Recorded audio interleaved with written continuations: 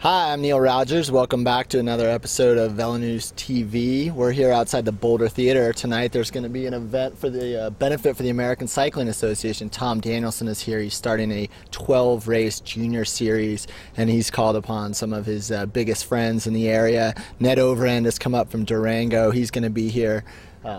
Andy Hampston's going to be here. Connie Carpenter is going to be here.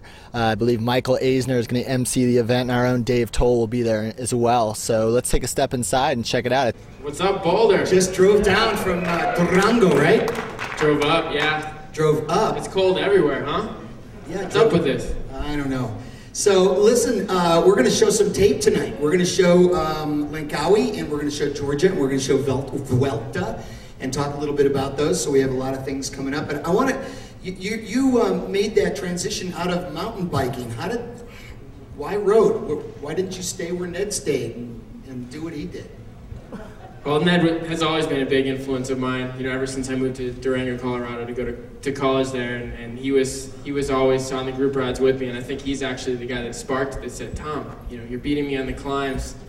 Take it on the road bike. You know, it's a lot about climbing. It's a lot about power to weight ratio and stuff like that. So I think it was really Ned kind of beating me up on the climbs and showing me how it was done in the Iron Horse and stuff like that, and then I took it to the next level and went to the road. So toughest transition making that was learning how to corner without having your left pedal down? Or I mean, it's kind of rudimentary stuff in some cases, learning pack mentality and how to unleash sprints at the end of a pack sprint, kinds of things that sometimes you don't do in a mountain bike. Oh yeah, I mean initially, you know, I was terrified of roots and rocks and trees and stuff like that, and then it became other people and potholes and parked cars on the side of the road. And cycling is a stressful sport, and definitely, you know, my background in mountain biking helped with my reaction time and being out on the road bike. So I owe a lot of my success now to my mountain biking background.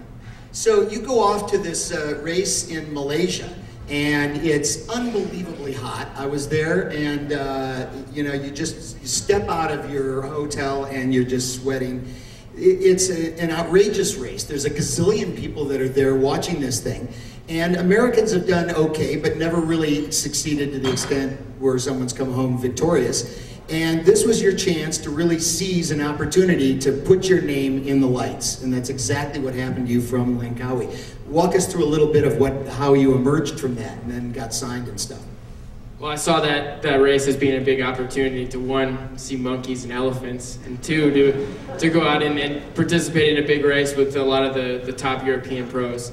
So I trained really hard for it. I went down to Arizona and I trained with like 10 jackets on and tried to, you know, get used to the heat, and I went there with big aspirations. And you know, there's a big climb called Genting Highlands, which we're going to check out in a second, and it's just an epic climb. It's similar to Mount Evans in terms of its elevation gain, and except for it's 110-degree weather rather than, you know, 90 at the bottom and 40 at the top. So a big climbing stage, and definitely it's where I wanted to make my mark first in my cycling career. And that's such a weird place, by the way. It's a Chinese gambling resort. That's what it is at the top of this thing. And it's the oddest place I think I've ever been in my life.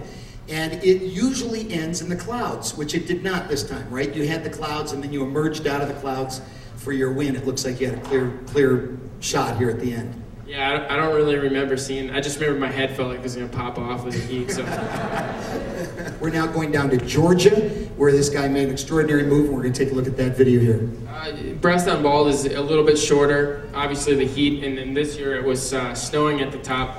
Is not as much of a factor. Brasstown is much steeper, however. It's about 20%, 15 to 20% average, which I don't know what in Boulder here really relates to that, but I think.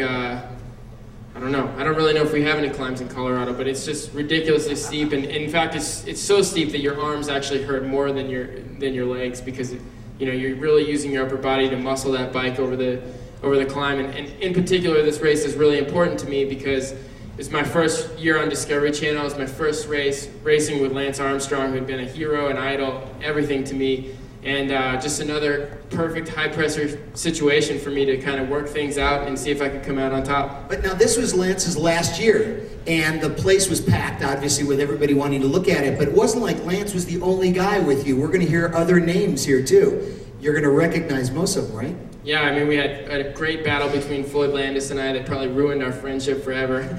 I think anytime we see each other, we kind of snarl a little bit, but yeah, Floyd Landis was there, Levi Leipheimer, who's a teammate of mine now this year, and Jose Acevedo, Chet Schumer. I mean, it was just a stacked field. Bobby Julich, it was great. Was this a monumental race for you in that what you did in Langkawi, maybe you could have an asterisk on it and say, yeah, it was February and there were a lot of Asians there and blah, blah, blah, and maybe it wasn't the most competitive field in the world, although you said they were very fast. But, I mean, just I'm talking about in terms of world-class pros that you were up against. Langkawi may not have been the ticket, and you did well there. But this one was a race where they were all there. Is this the time when you said to yourself afterwards, you put your head on your pillow after this race was over, and you said, you know what, I think I could be a great pro? Yeah, Michael, I mean, Langkawi really was the race that launched me into the pro ranks, got me on Fassa Bordello, that then in turn got me on Discovery Channel, and this race really took me to another level.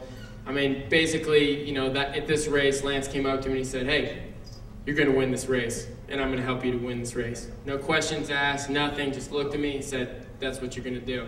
And I looked at him and, you know, what do you say to that? What do you say to that, to your boss? And, you know, first of all, he just touched me, so I'm like, yeah, just touch me. And then, you know, hey, I could stop my career right there and just be like, hey, Lance Armstrong is going to help me or told me to go win a race. I mean, how many people get that? I don't really, in that whole Discovery Postal era, he really didn't do a whole lot of that. So that was just an exciting opportunity then. And then at the base of the climb, you know, Jose Acevedo was 5th in the Tour de France the year before, led up into the base of the climb. Lance took over, pulled super, super hard, and it was at that point that I was like, holy crap. This is insane. I mean, I could just swing off, put my bike down, just drop out, you know, quit racing, retire, and just say, Lance Armstrong led me out into the last climb of a race. And that was enough for me. And touched me. And touched me. So then, you know, and then the rest we just saw, and then, you know, that was incredible. And just also, you know, his finish line, you know, he came over and hugged me, and it was just a really special experience, you know, to have someone that you've always dreamed of, you know, looked up to, you know, had a poster of him on your wall when you were 14 years old. I didn't even know what cycling was, and I looked up to him, and then to have this guy help you win a race, and then for you to come through on your end, incredible experience. And then, like you said, when I rested my head on the pillow that night, I said, man, I'm very excited for the rest of my cycling career. Wow. This event was a huge growth for me because I entered the Vuelta as the team leader, the first time in my entire career where, you know, the team basically structured a whole squad around me. So I had even more pressure than I had in the last two events. I had my own personal pressure. I had worked very hard for a goal, and the first, you know, many of you guys already know, the first week of the event, I struggled. I mean, I really did crack under pressure. I was a big failure in my own eyes, in my team's eyes. You know, they didn't know what to do with me. They, you know, started having me get bottles and chasing breakaways down, and, you know, mentally, halfway through the Vuelta, you know, I kind of went into sort of a depression and was just really, really upset with myself. And as you all guys all know, in your life and your careers, you know, you really have a lot of ups and downs, and it's really important to stay in the middle. And somehow I was able to, with the help of my friends and my family and everyone in my team, pull myself back together. And then on this stage that I'm about to show you guys, I attacked from the very beginning. All the favorites followed me. I kept going and attacking until I got away. And I was going to go until I bled out my eyes, until I, you know, from stage 16 to the end of the Vuelta, until I got what I deserved. That last part of the race, every pull of Vinokurov, I was just so angry. Angry with myself, angry with everyone that doubted me, everyone that says, oh, he's not going to be, you know, not going to win a Grand Tour, he'll never win any races. You know, all those people, and every single pull was just kind of what, you know, brushing the dirt off my shoulders, and then coming across that line was just fantastic. So you converted that anger? I mean, did you actively do it? Did you take that anger and just simply make it work for you in this stage? Because most people get depressed by it, and it works in the opposite for them.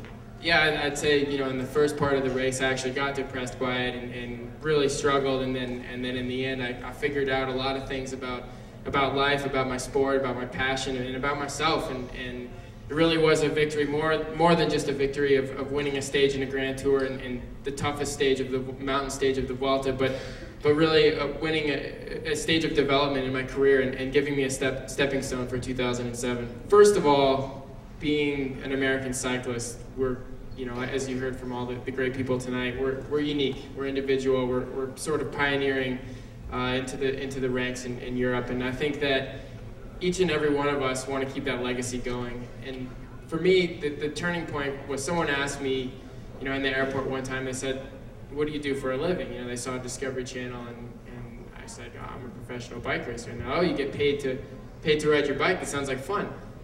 And I thought, what do I get paid for? Do I get paid to ride my bike? And I truly believe that our job as professional athletes is to be an inspiration to the future and to be an inspiration to all the fans and everyone out there.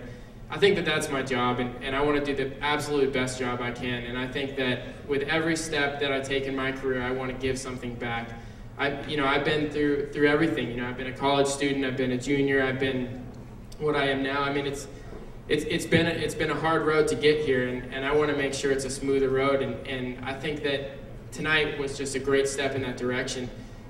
First reason for that is that the people that we invited tonight to be here just spoke of professional cycling so simply, so perfectly, so basically that all of us could understand and really make a connection between our lives and the people on stage lives. And I think that that's the first step in inspiring the juniors to go out there and get the job done, that they realize that it's not some guy on TV, it's not some freak, it's someone just like you, and if you work hard and you have the right tools, then you'll become a great professional. So the reason why I'm doing this, the reason why I've done everything, is to be an inspiration and to keep this sport going in the direction it's going.